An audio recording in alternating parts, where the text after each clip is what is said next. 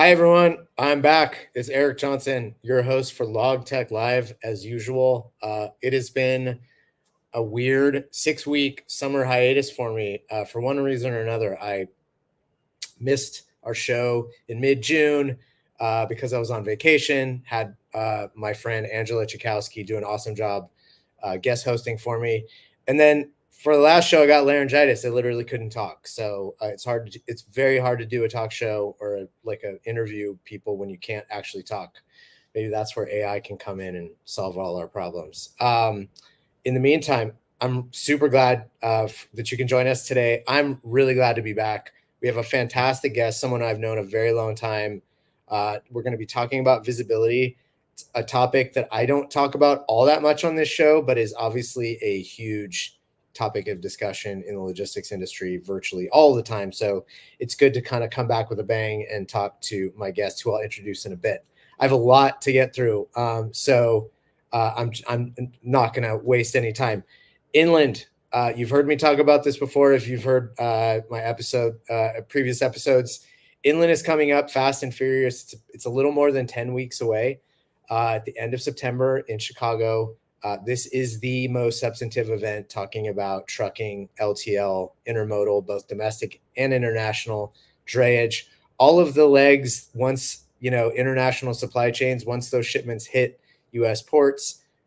This event is talking about all of that stuff. We're going to be talking about, I'm obviously leading a bunch of technology sessions.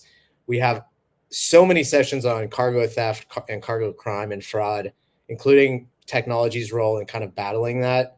We have a ton of sessions on cross-border trade. There's a bunch of sessions aimed at small brokers and small carriers. So if you're in one of those groups, you ought to come, because we're really branching out on the programming to talk specifically to those two audiences. I could not be more excited, in case you can't tell, and I'll be talking more and more about it in upcoming shows. But please clear your calendar, come to Inland in Chicago, end of September, early October. It's going to be an awesome event.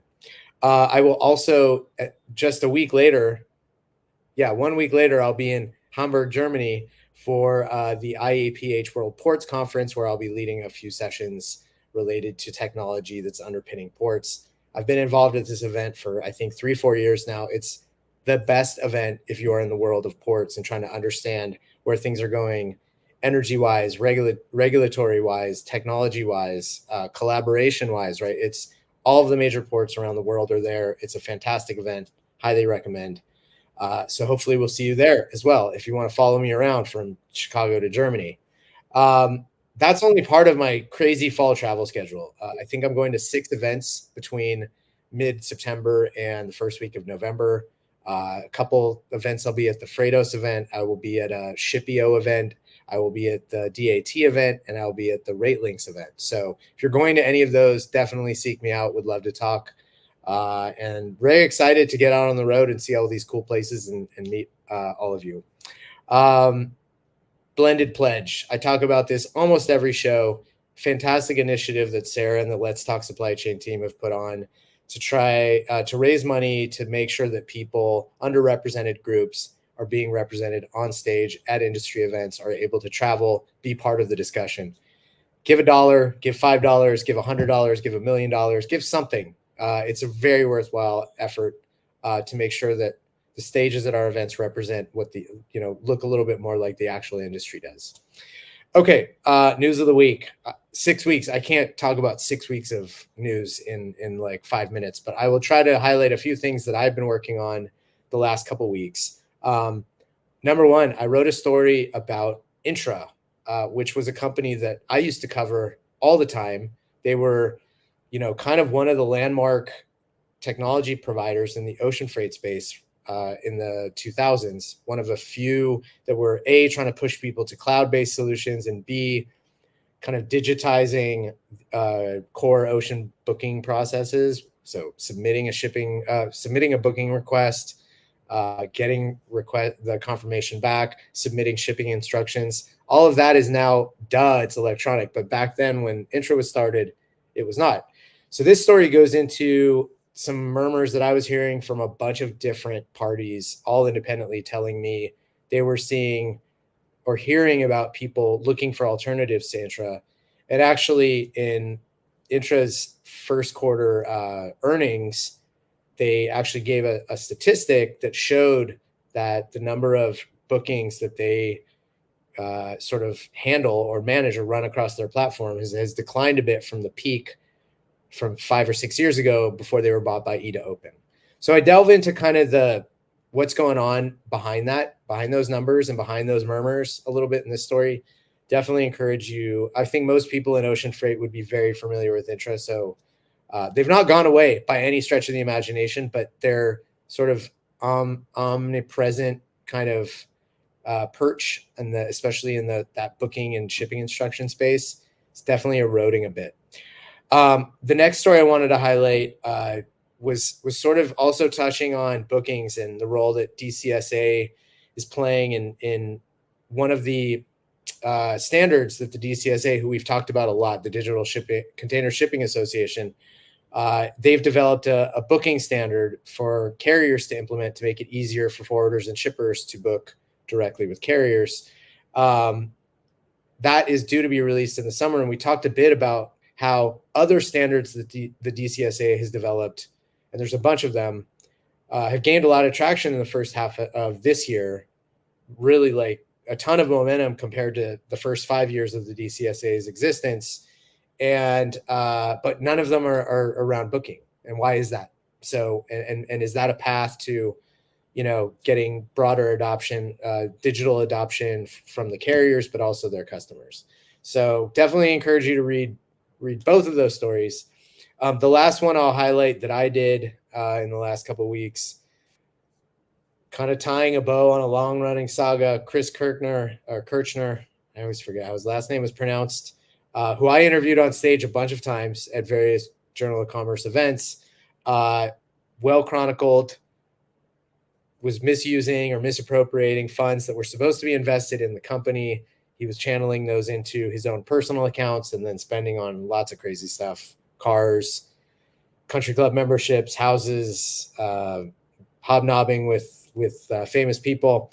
Well, he was convicted in January, and on July 11th, he was sentenced to 20 years, pending appeal, obviously. But so a little bit of closure on the saga for that, especially for people at Slink and their customers who are impacted by this.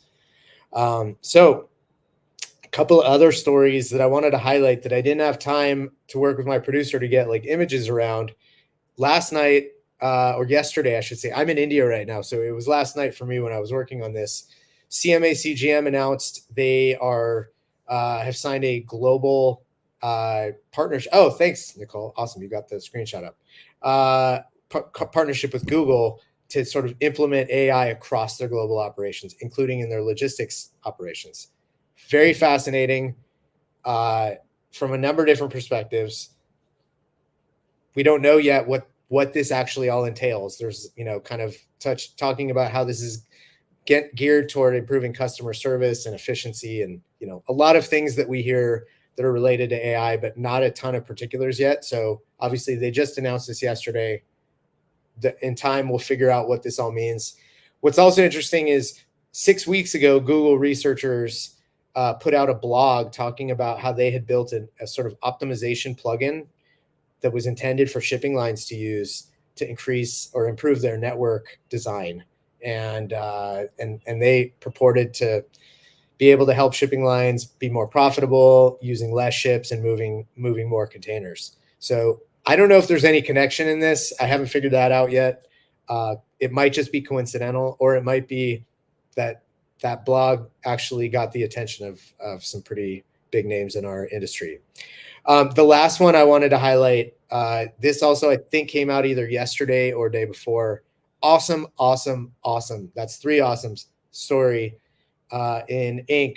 By a reporter named, and I'm going to mess up her name, Issy, I think is her name. I've never heard of her before. I think she's sort of a freelancer in tech. This is an amazing story. It's very rare that the mainstream media, anyone in the mainstream media, and I don't mean that like derogatorily, I mean anyone who doesn't regularly cover the logistics industry, it's pretty rare that they get the details and the underlying kind of drivers of why things happen in the logistics industry right. This story totally nails it, and it's a great sort of postmortem on what happened with Convoy and what it meant to some employees and also trucking companies that relied on Convoy. So highly, highly recommend you read this story. It's really, really good. Okay, well, that's a newsy story. I mean, this is supposed to be the dog days of summer, but not really. With no further ado, I'm super excited to bring on my guest this week. He's the CEO of Terminal 49. It's Akshay Dodeja. Akshay, we've known each other, I think, like 5 or 6 years at least. Back to when, pretty close to when you started the company. Well, actually, before you get into the company bit, I just want a little bit of background on what you did before you founded Terminal 49, and then we'll get into what Terminal 49 is. Hi, Eric. Thanks for having me over. So I grew up in India before moving to the U.S. when I was 13, and my dad's an engineer, so I kind of peek back behind all the things that he was doing when he was working at a tech company in India. So I started building things at a pretty early age, writing software for fun, for like a dentist while I was in India, and that journey is carried on. So when I moved to the U.S., I was kind of doing odd jobs. Like I discovered Craigslist and like, hey, you can do like engineering work on there. So the land of opportunity, it is true to a lot of degrees, even till today. And I started my first company in college when I was in Portland, Oregon, in 2008. That's kind of when I kind of got the entrepreneurial bug. It was actually a music streaming service. I know we'll talk about a little bit about music at the end.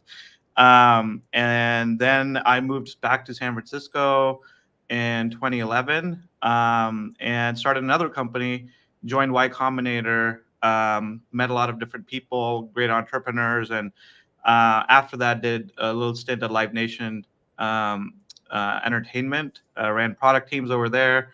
And then took a little break after that. And then a friend of mine who had met at YC came to me. He's like, hey, I'm working on this trucking thing. Do you want to learn about it? And that's kind of where in 2015, we kind of started the journey of Terminal 49. So been, building things lifelong and still a builder.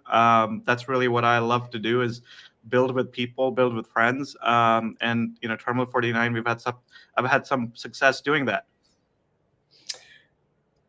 Well, awesome. I don't even know if I knew all of those details, but I do know that you are, of all the founders that I've met, and I've met a lot, you are like I think you're the one who does this the most, where you like really get into the details of different platforms, mostly outside of our industry, that you feel are helping to support or could be a little bit better to help support like what you're trying to do. So I think you've been like a cipher for me to like understand stuff that I don't cover, that I ought to like know at least superficially well. So I really appreciate that bit of kind of knowing you and following you.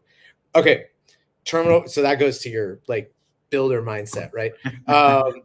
Terminal 49. What is it?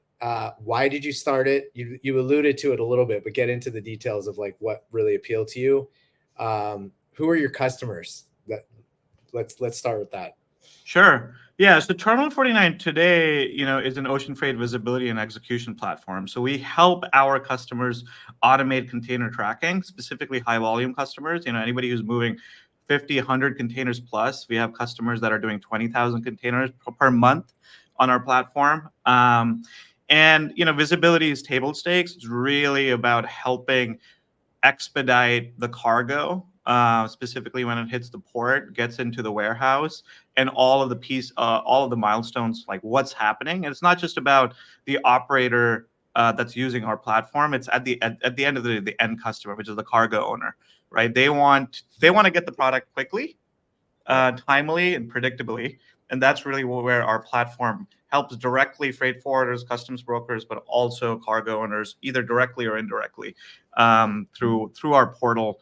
So it is a multi-user, it's a collaborative platform similar to Google Docs, right? You can use to edit a document and view it, but you can share it internally with your team, but you can also share it externally with your friends or coworkers or your partners. So that's basically how Terminal 49 works. And brief history, we could spend many podcasts talking about the history of Terminal 49, but Philip, who was the co-founder at Terminal 49, he was looking at the over-the-road trucking market in 2015. And back then, truckers and even trucking companies didn't really use a lot of SaaS tools or tools to operate. Truckers were sending documents over email, fax, sometimes even physical mail around, delivery, their DOT paperwork or insurance paperwork. And as engineers, we clearly saw like, okay, there has to be a better way. There has to be an improvement to how they're doing it, because they're doing it repeatably, right? You have hundreds of millions of loads that move in the U.S., just in the U.S. every year, interstate. And they're not usually to the same pickup and delivery destination. They are a long tail going different places. So you're transacting as a trucker with many different companies. And we entered the space through there, and we decided to build basically a Dropbox for truckers, a document app. Started talking to trucking companies, opened up Google Maps in the Bay Area, and we are not from the industry, right? So we kind of took the things that we had learned is like, let's just find customers, and opened up Google Maps, found trucking companies under the 80 overpass over here in Oakland, and found a bunch of trucking companies, walked over there to the offices, and we're like, hey, we have an app. Do you want to talk to us? And they were willing to talk to us. Turns out, while they were trucking companies, they moved shipping containers. And we were like, okay, isn't it the same thing?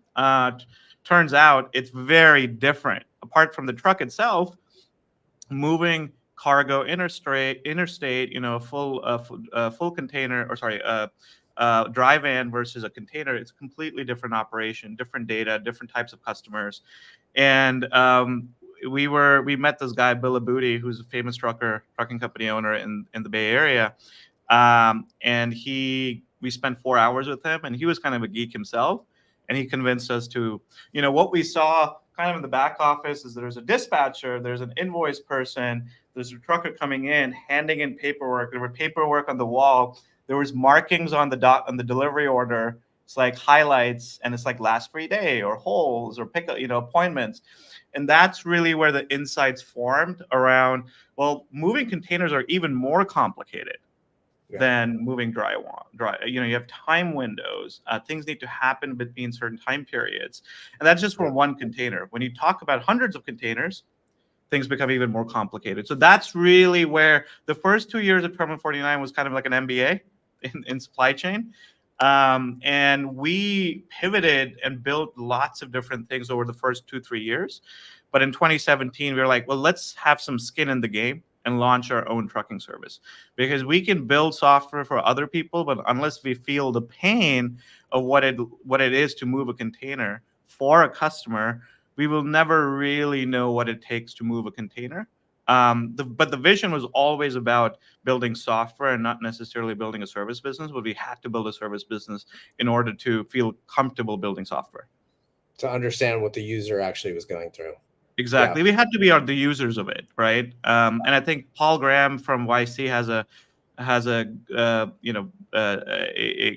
good advice around, solve your own problem. And most likely you'll find customers that are similar to you. Yeah, for sure. I mean, that's sort of the underpinning a whole bunch of the questions over intermediary model. That's its own, as you said, like that's another podcast topic. Okay, so give me a time frame for when you moved from kind of that operator model to focusing on SaaS again, or kind of moving toward visibility. We really ran the trucking business, and that was like a managed brokerage for about 2 years. And, it was predominantly in the Oakland and Virginia area. We were exploring, okay, hey, let's expand, similar to, Convoy in the interstate space, region focused, and then they expanded Dray Alliance, Next Trucking. And what we found was a lot, as we talked to larger and larger volume customers, hey, they're moving freight in different ports, multiple ports. They have potentially multiple trucking companies. They're like, hey, we like this software. We also like our trucker. Can we use the software? And that's really, it was very much customer driven. And building a service business US wide is very difficult, because you're not really Totally. building a software company, and then you're building a service company. So Yep. that's, I think, to your Convoy story, why do you fail? It's like, you just be sure who you are and what you're doing. And we then intentionally decided, like, all right, I think we get the service business, but we really want to explore the software. And we started selling, and we had a Black Swan event that happened in a couple of years ago, affected everybody. We happened to be at the right place at the right time, but we actually launched with an API first. Mm-hmm.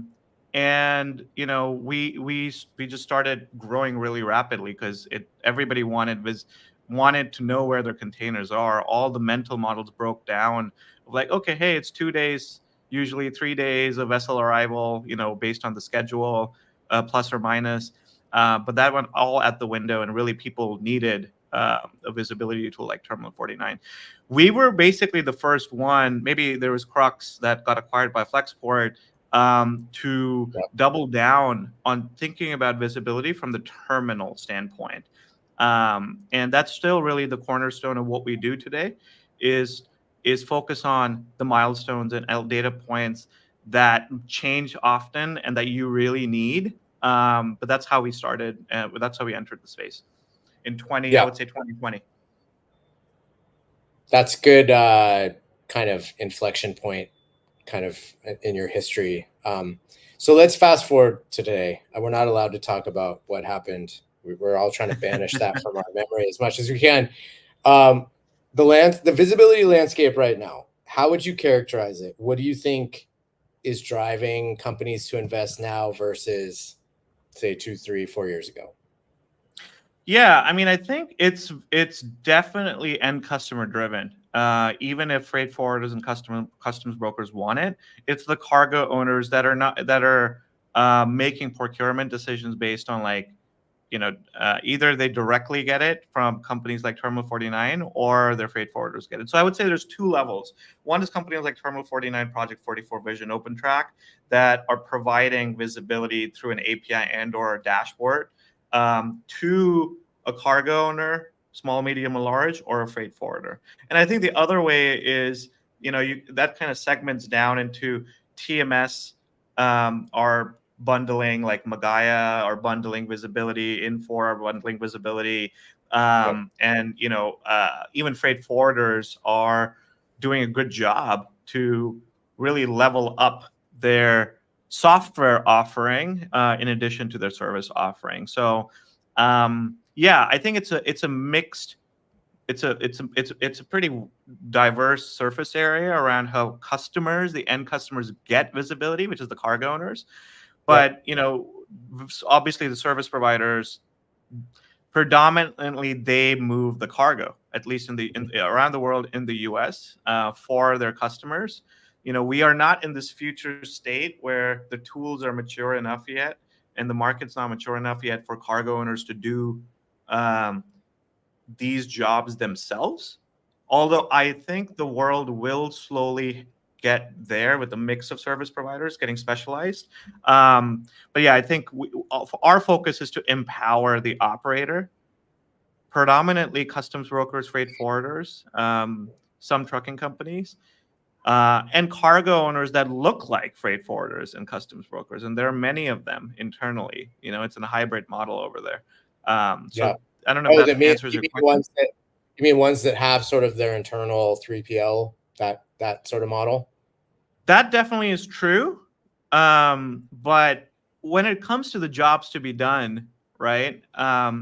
If you have a freight forwarder account manager that's helping, making sure like the vendors are doing the job, giving you visibility, notifying you, many cargo owners, even at 100 containers a month mark, they have their own operator that are doing the same things, right? They might not be filing ISF on their own or filing entry because they're not a customs broker.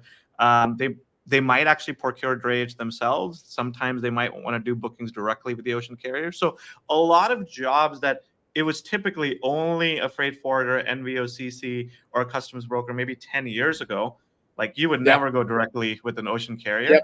We see that movement happening, that are direct deals that are being done with the vendor that actually does the job.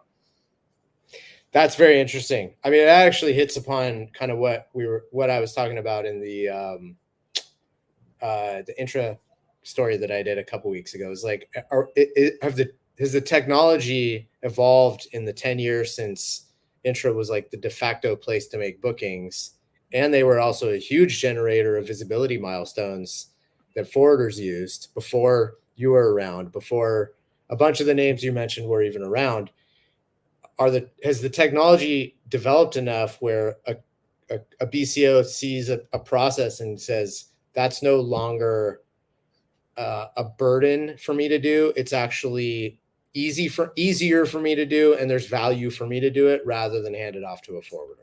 Because before it was a burden and we weren't really good at it, and it was a cost for us to do. And yeah, I don't think the technology has evolved yet.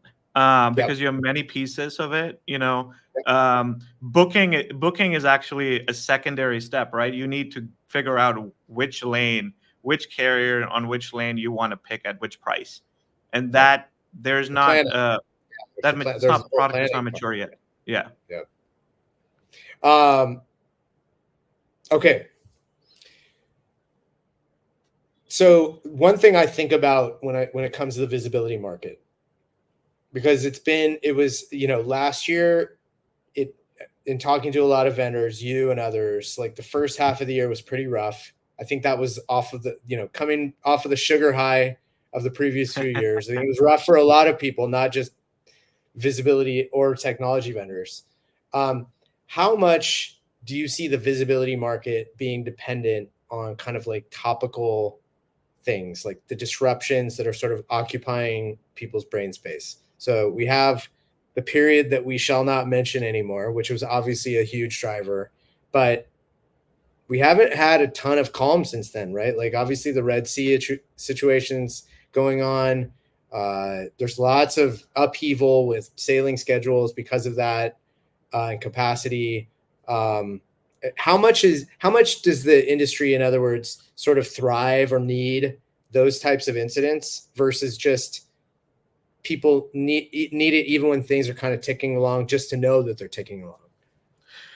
Yeah, I think I would say, all things considered, the logistics and supply chain industry and operators are very robust, right? They persevere, and they cargo ends up. We are still happy, and like food is on the table, and with that being said, then I would say I was optimistic. Last year was tough. That it will be business as usual at some point. In fact, all of those events create a lot more awareness around what should you have that you don't have as an operator, right? Yep. And there are still slow followers, right? Like there's early adopters. There are, in the classic software space or just in product adoption, there's like the early adopters, and there's like people who are kind of moving to the middle ground, and then there's like the laggers. And I would say we're now where the laggers, and these are large companies that are now adopting still, which is to my surprise. I'm like, your large top 10 freight forwarders are adopting it now too. So I think the Red Sea and the Panama, or and any kind of disruptions that happen, that just kind of trigger adoption at those inflection points, but they compound, right? You don't forget, and you might get complacent, but I think, again, going back to my top point, customers drive these buying decisions directly or indirectly. And we've actually helped some of our freight forwarders win $10 million deals, because one of the key requirements was not just the service, but was like, I need a customer portal where I can tomorrow see the data. not like in 6 months, tomorrow, right? And so I think that's an example of we will continue to grow. The market is still nascent in the visibility market. You don't have 100 people out of 100 that have an automated visibility product. And there's a lot of surface area to cover. Yeah, I also think we collectively, I mean, you may not, but like the industry collectively underestimates how much expectations grow sort of under the surface, right? Like what we expect. You mentioned table stakes earlier. What's table stakes right now would have been totally aspirational 10 years ago, and it would have been somewhat aspirational 5 years ago. And now it's like, well, of course I need that milestone, and of course I need it to be accurate, and I can't conflict with what my carrier is telling me, right? So I think imperceptibly, at the very foundational level, even if we think, and I've written my fair share of stories the last couple of years of like, hey, why aren't we a little further along on this and this and this? But the reality is we are farther along. It's just the expectations rise more. And as the technology improves, the expectations become they are more demanding, and the bar goes higher, which is I think what's happening is maybe a year ago or even like 2 years ago, you had like so many people trying to offer visibility, but it is maturing, and there's 4 or 5, maybe even 3 or 4 key players that have the product where it needs to be to satisfy the needs of the market, right? So I think that's a good thing for the market. You don't want just one, you don't want 10, but you definitely want 3 to 4 players that compete against each other to satisfy the needs of the market. Yeah, that's interesting. All right, so a couple like sort of nitty-gritty questions. We've talked about this before, but maybe for this audience, I love this question. I love like thinking about this question. The market, and maybe slice and dice this however you want, however you think it's best to do it. Does the market want accurate data and only accurate data? Do they want, you mentioned portals and dashboards, do they want a vehicle or a vessel for that data to land into so they can understand it or visualize it better? Or do they want both? Like take me through kind of like the different paths that people sort of talk to you about. Yeah, the customer conversations start with data and very quickly move to use cases. We drive that conversation too. And so what ends up happening is, hey, how do you get those use cases? And what is the cost of getting those use cases, right? Whether it's your own homegrown system or off-the-shelf systems, they're not designed for delivering container execution tooling. That just works quickly. And so what we see is even large companies, not all, but most of them and many of them, come in, hey, I want an API, I want to integrate this data. And so it's usually not this or that, it's both. It's like, get the data into their system because it has many use cases. Execution, so logistics operation is obviously the primary use case, and that's for one team. But you're making finance decisions on that too. You're making customer success and sales decisions and demand planning decisions on that too. So it will in it. We want to help you integrate into NetSuite, Oracle OTM, or what have you. But your operating team, the ERP is usually not going to help you do your job unless you spend a lot of money doing it. And that's like sometimes multiple times the cost of our service. And we see more often than not, and we're investing a lot on this, is how do we build enterprise grade application where you bring on 80 people overnight. There's regions. Eric, who's using it, can see his containers and operate on his containers only, but he can also see Mary's container. So as an example, so that kind of the cost of adoption becomes very low. And I'm obviously biased over here. But the other thing is we help our customers. we try to understand what is your operating procedure, and that there is a good way to operate, right? There is a good flavor, even though that people have their own, styles. It's like we don't want to be dogmatic and super opinionated, but we want to be directionally opinionated. It's like, okay, hey, here are the views, and the views as example, what's on ship, which containers are awaiting pickup, which containers are awaiting empty return, which containers are at risk.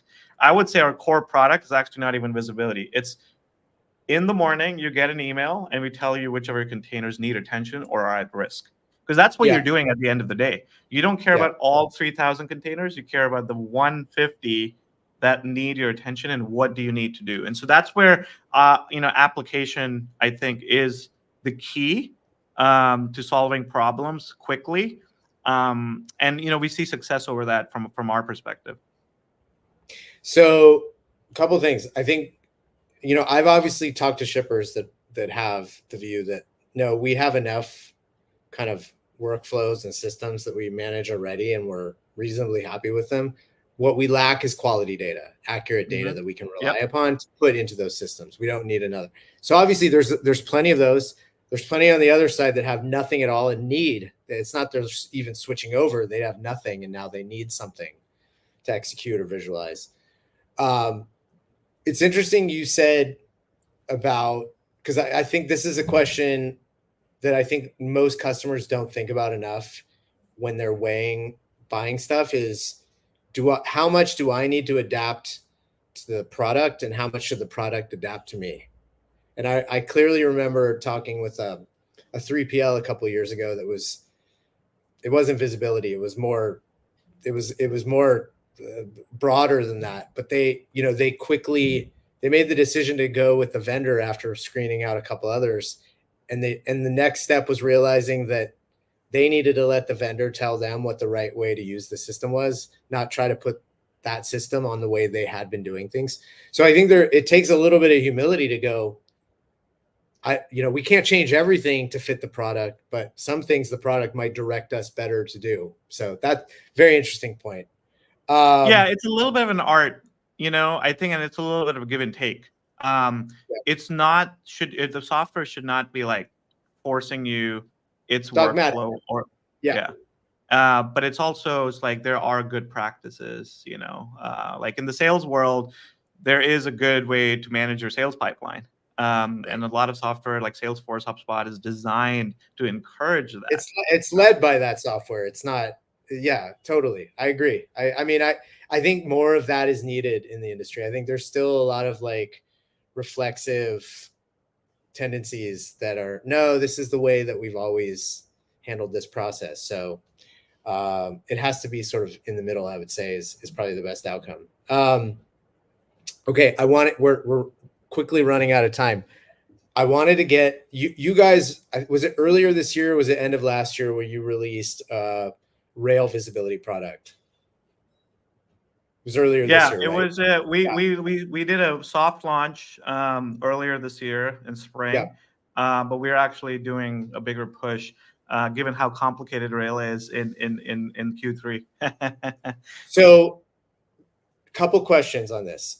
What do you think, what's driving that from a demand perspective from your customers, which I assume that's where the expansion or extension into that came from. And the second question is, why has this been such a hard sort of nut to crack on the rail and intermodal side relative to other, supply chain segments, which are not easy, but like there's just been a lot more maturity on those legs? Yeah, it is actually kind of the same story with the ocean carriers. And if you go back in time, it's hard to get that data. It's a technology problem. Programmatically, but rail is also a little bit complicated because you have a prior dependency on like when the vessel is arriving, right? So in a perfect world, a customer wants to know the ETA to the final destination, let's say in Chicago or Atlanta, what have you, and that ETA is stitched up by like when is the ETA coming into the vessel, and then potential, the fuzzy port, like the transfer to rail, and then, what is the rail ETA. getting that ETA data for vessels a lot easier. You can go on marine traffic or lots of other sites to get it. You try to get it. Which car is it on? Rail is like a complex web of containers. Don't really sit on one rail car. They actually can move into multiple rail cars and across multiple rail carriers across a single journey. So you might start off CSX and end up BNSF. And the either parties might not give you a complete picture of the full leg. So this is what we discovered is like it's not just as simple as integrating rail carriers, because first of all, you might not get an accurate ETA from them because they don't even have the accurate ETA. So you really need to stitch together all of the data pieces to tell a coherent story of the journey of the container. And then you even predict, actual ETAs. And nobody's really actually figured it out. Even ocean carriers don't know what an actual ETA is. So the source of truth is actually not. You have to do a lot of inference, basically. Yes. Yeah. Yeah. We're doing a lot of inference. And so I think there's two stages of this product. One is telling you the source of truth, milestones happening, loaded, unloaded. What's happening at the rail terminal? Very hard to get that data, right? You have a company like RailLink, which provides you a lot of this data, but it's not complete in what all of the milestones that the customer wants, especially what's happening at the terminal. What are the appointments available? And so we are now, packaging up all of this kind of messy data and simplifying it. So because the customers don't care how it's coming from or what the complexities are, and that's what our job is, to standardize all of this. So I think that's why it is a hard problem to solve. That's why it has been hard for customers to get this data, but it is going to get solved, and I'm very excited that we're going to be one of the few people that are pushing this forward. Cool. Well, more to come on that, obviously. Okay, last question. Every guest I ask this. Who's your favorite musician or band? And you have to tell me why. So I'm actually a music head. So I listen to a lot of different genres. Right now, my musical headspace is driven by my 5-year-old son, we just listened to his playlist. And it's actually quite good because we inspire it. So, I would say Harry Styles, he's kind of a pop artist. I don't think most people need Harry Styles explained, right? One Direction. Come on, this is like so mega stars. Yeah, I like Harry Styles. Can't wait to go to his concert. We missed the last one. Well, I like it because it's pretty accessible. It's catchy, and it's also a lot of his not popular songs are quite acoustic and instrumental. He's got a great voice, so. And he's also a good entertainer. So, kind of a combination of those things. So I got to tell you that it's very interesting you picked that, because I was just talking to my friends like a week or so ago that like because my son used to like One Direction about 5-6 years ago. He's 11 now. And I was telling my friends like my guilty pleasure is like sometimes when I'm by myself, I listen to One Direction. Because some of their songs are like actually really good, and I totally agree with you. I think Harry Styles is actually incredibly talented, and I wish he would push the envelope even more than he does. I think he actually pushes it pretty far for pop, but I think he's got like a lot more cooler ideas that he probably doesn't get a chance to, because he's got to, it's still got to sell records, right? But I agree. I think he's pretty talented. So he's early in his career, all things considered, given how big he's become. So I 100% agree, because a lot of his kind of B-sides, so to speak, are really good tracks that I encourage more people to listen to if they like Harry Styles. All right, well, just two dads talking Harry Styles. So yeah, I mean, I wanted to be more clever and name some classic rock, but that's honest. I don't go for that. Like I love indie stuff, but like don't choose indie for the sake of. There's a reason popular artists are popular, right? So like, come on, let's not joke around. Akshay, what's the best way for people to reach out to you? Yeah, you can reach me at akshay@terminal49.com, also on LinkedIn and Twitter, or X now. Although I don't know how long I'm going to be an X, even though I don't it's a advise you love-hate reaching relationship. for various reasons. It has been awesome to have you. This is like a long time coming. So glad you could make the show today. And thanks so much for your perspective. It was great to talk to you again. We'll talk to you soon. Okay. Great to chat with you, Eric. Thanks for having me again. Yep. All right, just enough time for me to quickly do dad joke of the week. I tried to find a French themed one because the Olympics are starting in Paris.